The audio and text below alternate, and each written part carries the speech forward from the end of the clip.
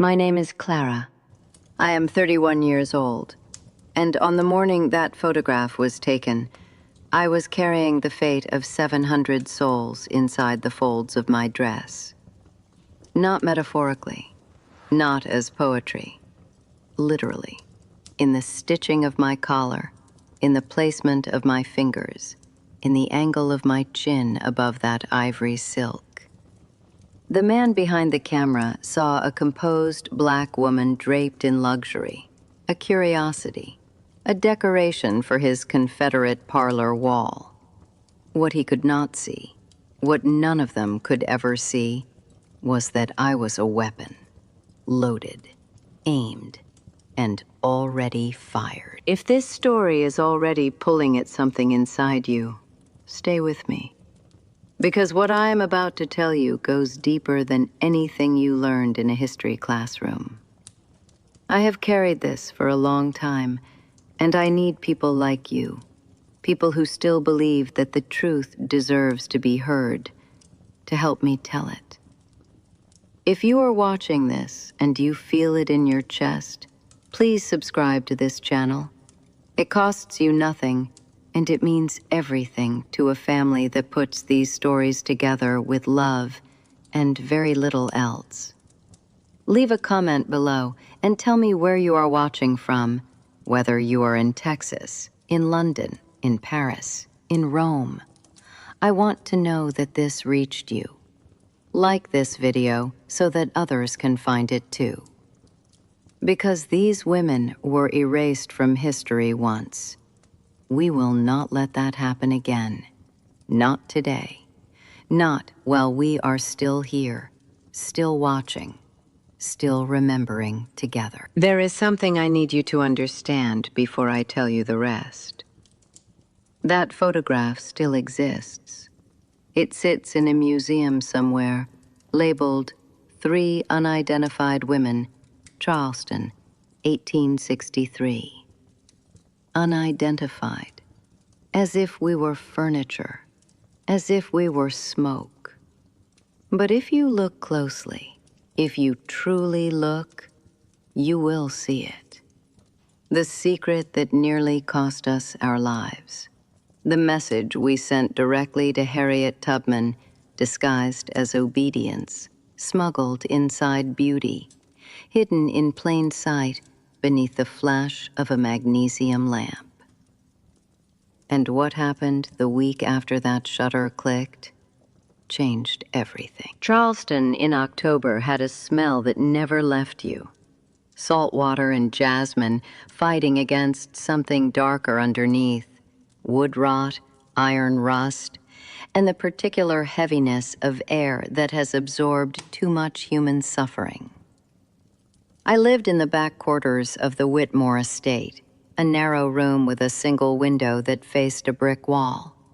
At night, the only light came through the cracks in the shutters, thin gold lines that cut across the floor like bars. The house itself was grand. White columns, polished mahogany, crystal that caught the candlelight and scattered it like a broken promise across the ceiling. Beauty built on bones. I knew every room, every creak of every floorboard, every shadow that moved behind every door. I had to. My life depended on knowing this house better than its own walls did. My days began before the sun touched the harbor. I dressed in the dark, pinned my hair without a mirror, and moved through that house like water, silent, shapeless, present everywhere, and noticed nowhere. I served breakfast. I pressed linens. I stood behind Mrs. Whitmore's chair during dinner parties and refilled glasses, while men in gray uniforms spoke freely about troop movements, supply routes, weaknesses along the river. They never lowered their voices around us. That was their first mistake. We were invisible to them by their own choice, and invisibility, I had learned, was the most dangerous kind of power a person could possess in a time of war. But before the mission, Before Harriet, before any of it, there was my daughter, Mercy. She was 6 years old when they sold her. A Tuesday morning, ordinary sky, and then she was simply gone. Her small hand pulled from mine like a thread yanked from a seam. Mrs. Whitmore said it was a necessary arrangement. Said it without flinching. Said it the way you'd discuss selling a chair. I did not scream. I did not collapse. I stood straight, pressed my lips together, and felt something harden inside my chest like cooling iron. That hardness never left. It became the foundation of everything I did afterward. Every risk I took, every secret I carried it for Mercy. Always for Mercy. It was Ruth who first made contact. A Tuesday night in late August, 3 weeks before the photograph. She pressed a folded piece of cloth into my hand during evening prayers. Not paper, never paper. Paper could be found and read. Cloth could be a rag, a scrap, a nothing. But this cloth had knots, 12 of them, spaced in a pattern I recognized from years ago, from a language taught to me by my grandmother in Georgia before she was taken too. It was the old code, and the message it carried stopped my breath entirely. Moses is coming. She needs eyes inside Charleston. Are you willing? I stood in that prayer room, eyes closed, hands folded, heart hammering against my ribs like a fist against a locked door. Harriet Tubman herself was asking for me. I want to stop here for just a moment, because what I felt in that instant was not bravery. I want you to know that clearly. It was terror. Pure, cold, absolute terror. The kind that empties your stomach and makes your hands shake so badly you have to press them flat against your thighs to hide it. To say yes meant death if discovered. Not a quick death, but the kind made as a warning to others. To say no meant 700 people waiting in the dark along the Combahee River would wait forever. I thought of Mercy. I thought of her small hand, and I pressed my thumb against the center knot in that cloth, the old signal for yes, before my fear could argue with my love any further. If this touched your heart, tell me, would you have made the same choice? Drop a comment and let me know where you're watching from. If stories like this matter to you, please subscribe. It truly helps this family keep the lights on. Within 4 days, our roles were established. Ruth handled the river intelligence. She had a gift for memorizing distances and depth just by listening to the dock workers talk. Viola, the youngest of us at 19, became our counter. She tracked numbers, soldiers, weapons, boats, bodies. And I became the cartographer. Elizabeth, our seamstress contact inside the house, began stitching what I fed her each night into the fabric of our clothing. Confederate fort layouts sketched in lacework, guard rotation schedules encoded in button placement. The Whitmore estate had unknowingly become our war room. And every morning when I served Colonel Whitmore his coffee, I smiled, refilled his cup, and mentally recorded every word that fell from his careless, arrogant mouth. The first threat came 9 days before the photograph. A man named Dawson, one of Whitmore's overseers, a thin, watchful man with pale eyes that moved too slowly across a room, the way a snake moves before it strikes. He had noticed something. Not the code, not the cloth, not the knots, but Ruth. He had seen her lingering too long near the dock warehouse, her head slightly tilted in that particular way she had when she was memorizing something. He said nothing directly. Men like Dawson never did. Instead, he began following her at a distance, appearing in doorways she didn't expect, sitting in rooms he had no reason to be in. Ruth told me with her eyes before she ever spoke a word, and I understood immediately. Dawson was the kind of danger that didn't announce itself until it was already standing behind you with its hands around your throat. That night, I could not sleep. I lay on my narrow cot and stared at the ceiling and let every fear I had been suppressing rise to the surface all at once. What if Dawson reported his suspicions to Whitmore? What if one of us broke under questioning? What if Elizabeth's stitching was discovered before the message reached Harriet?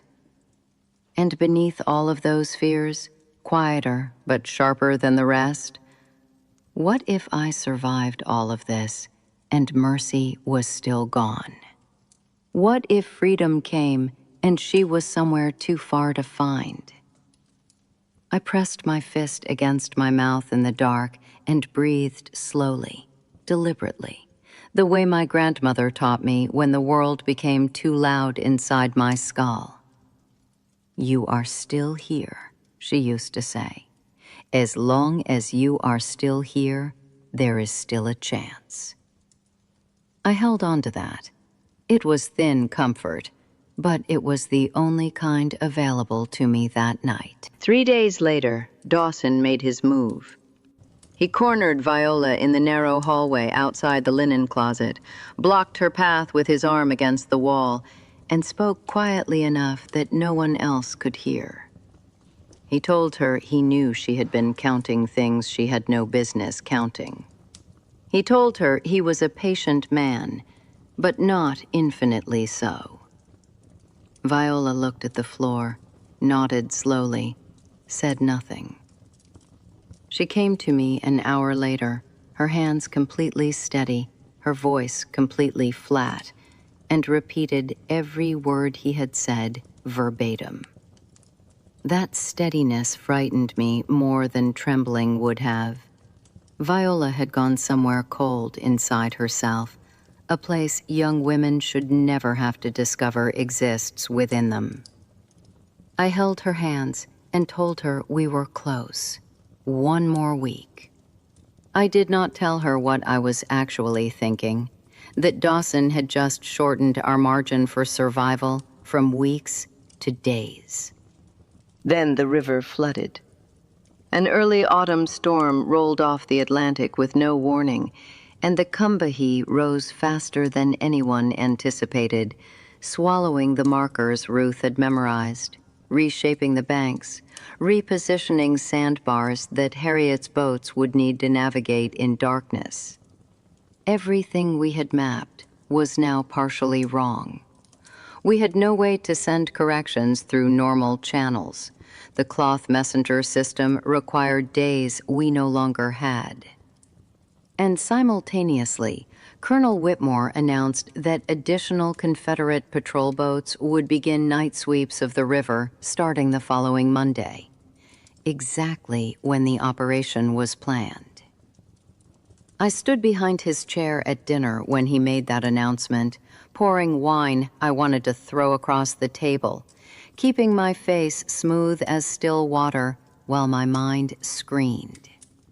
We were running out of time, running out of river, and Dawson was watching. The night before the photograph, I made a decision that still visits me in dreams. I went to Dawson's room, alone. After midnight, when the house was breathing slowly in sleep around me. I stood outside his door for what felt like an eternity, holding a small bottle of laudanum I had taken from Mrs. Whitmore's medicine cabinet. Enough to make a man sleep heavily, not enough to kill him, though God forgive me, the thought crossed my mind. I told myself I was protecting Ruth and Viola. I told myself I was protecting 700 people waiting in the dark along a flooded river. Both things were true. But standing there in that black hallway, I also knew I was protecting something smaller and more selfish. The faint, irrational hope that if I survived this, I might still find my way back to mercy. And that hope made me capable of things I had never imagined. He was already awake. That was what I had not prepared for. Dawson opened the door before I could knock, as if he had been expecting me, as if he had known all along that this moment was inevitable. And in his hand, not a weapon, not a lantern, but a folded piece of cloth, one of ours.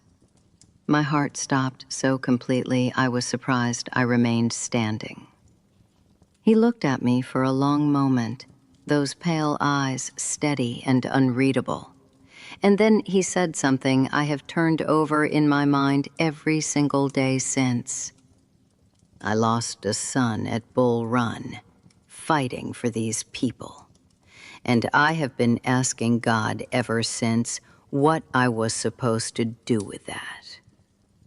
He placed the cloth in my hand and stepped back from the doorway. And I understood. Dawson had known for weeks. He had known and said nothing. He was not our enemy.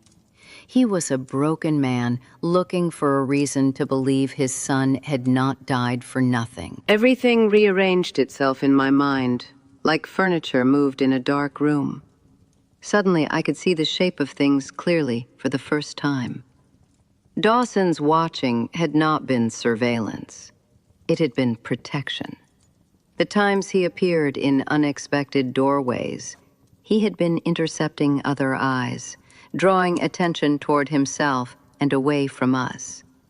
The overseer we had feared most had been running quiet interference on our behalf for nearly a month, at enormous personal risk, with no guarantee we would ever know or survive to thank him. And Ruth's cloth, the one he held, he had found it before anyone else could. He had been sitting on it, waiting for the right moment to return it safely. I stood in that hallway and felt the ground shift beneath 20 years of certainty about who my enemies were and who they were not. War, I realized, was far stranger and more complicated than hatred alone could explain. But Dawson's revelation did not dissolve the impossible choice. It sharpened it. Because now I had to decide what to do with what I knew about him. If I told Ruth and Viola, and one of them, under pressure, under fear, under Dawson's future questioning, revealed that he had warned us, he would be hanged before sunrise. If I said nothing and protected him with silence, I carried that secret alone through the most dangerous hours still ahead of us. And there was a third edge to this particular blade. Dawson had asked, quietly at the end of our conversation, if there was any way to get word to the Union side about his son's grave location near Manassas. A father's request, small and devastating and completely human. Granting it meant opening another channel of communication I was not authorized to open. Denying it meant looking a grieving man in the eye and offering him nothing after everything he had risked for 700 strangers. I chose silence about Dawson. And I chose to carry his son's name, Thomas Dawson, age 19, buried near a creek called Bull Run, written in the only safe place left available to me. I added 3 knots to the inner hem of my petticoat. Not operational intelligence, not coordinates or troop numbers, just a name, just a father's grief encoded in cloth, smuggled inside a revolution, carried on my body through the most dangerous day of my life. People ask me sometimes what defined me, what single decision showed me who I truly was underneath all the fear and strategy and survival. It was not the photograph. It was not the mission. It was those 3 knots for Thomas. Because I did it knowing it served no military purpose. I did it simply because it was the human thing to do. And humanity, I had decided, was the one thing they could never take from me. The morning of the photograph arrived gray and salt-heavy, the harbor hidden behind low clouds that pressed down on Charleston like a held breath.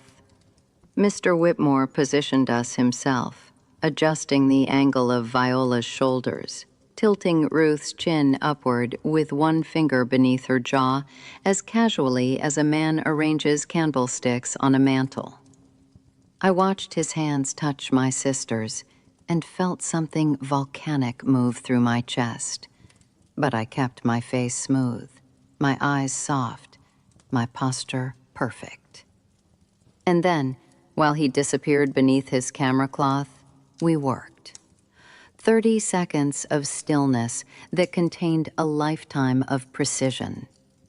My fingers opened over my left hand, June, first week. Ruth crossed her thumbs, Combahee crossing point confirmed. Viola pressed her palm flat against her dark skirt. 700 sols, ready. The magnesium flashed white and brutal, and for one blinding instant, we were the most dangerous thing in all of South Carolina. Then the smoke cleared, and we were 3 quiet women again, waiting to be dismissed. 6 days later, Harriet Tubman led the Combahee River Raid. 722 people walked out of slavery in a single night, the largest liberation in the history of the Underground Railroad, guided by intelligence encoded in silk and lace and the careful placement of 3 pairs of hands. I was not on those boats. My role ended with the photograph. But I stood at my narrow window in the pre-dawn darkness and listened to the distant sound of Union gunboats moving up the river. And I pressed my hand flat against the cold glass and whispered every name I knew into the dark. Ruth, Viola, Elizabeth, Dawson, Thomas, Mercy. And I wept without sound, the way you learn to weep when you have spent years in a house that punishes grief. And before this story ends, I need you to share it, because these women's names were erased from history, and every comment, every subscription, every person who watches until the end is an act of remembering. Please, let them be remembered. I never found Mercy. Not in the way I had prayed for. Not a reunion with open arms on a sunlit road somewhere north of the Mason-Dixon line. What I found, years later, was a name on a Freedmen's Bureau record in a county outside Philadelphia. A girl, aged 9, listed as unaccompanied, origin unknown. The clerk who filed it had written in the margin, in small, careful letters, remarkably composed for her age. I read those words, and I laughed and I wept at the same time, because composed, that was what they always said about us, as if our stillness or emptiness rather than everything we were holding inside. I never stopped looking. But I also never stopped working, teaching, organizing, carrying names forward the way my grandmother carried hers, the way Ruth and Viola carried ours inside their bodies on that gray October morning. They took our names from the history books. They labeled us unidentified, but we were never silent. We were never still. We were always, in every fold of fabric and every deliberate breath, gritty and unbreakable and magnificently, defiantly alive.